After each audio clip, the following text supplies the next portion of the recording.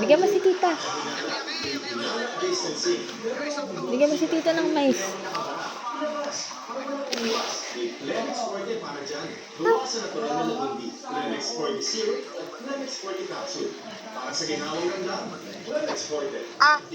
Bye, tita, bye.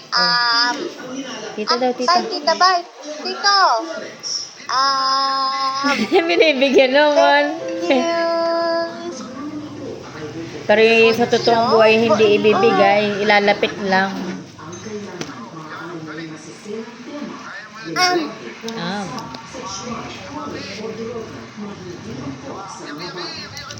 Ito na lang. Nasa dulo naman yun eh.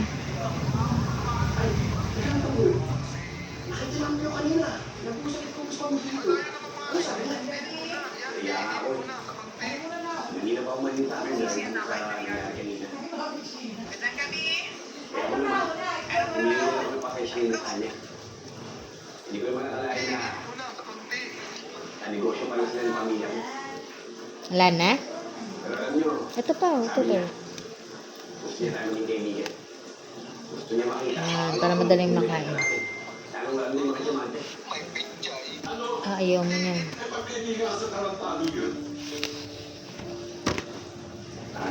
Inahan ng tukong tatak ni Coco Marvin.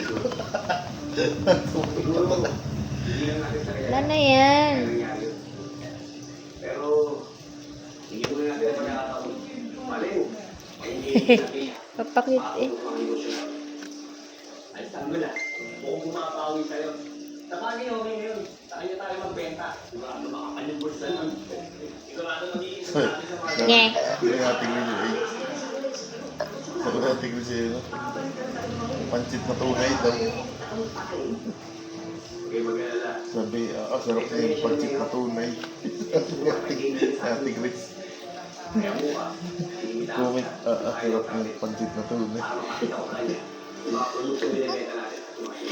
Orti. Papakit eh. Papakit.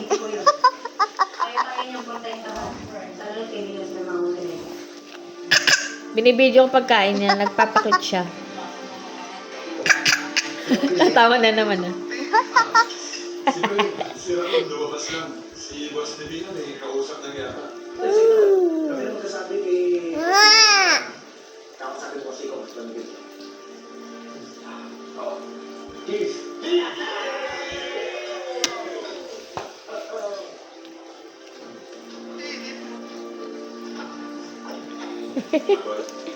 Ay, gawang.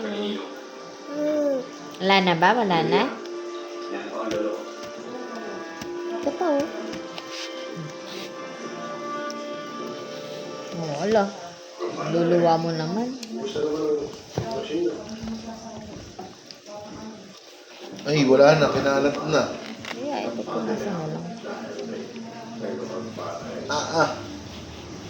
Yan, ang kalat.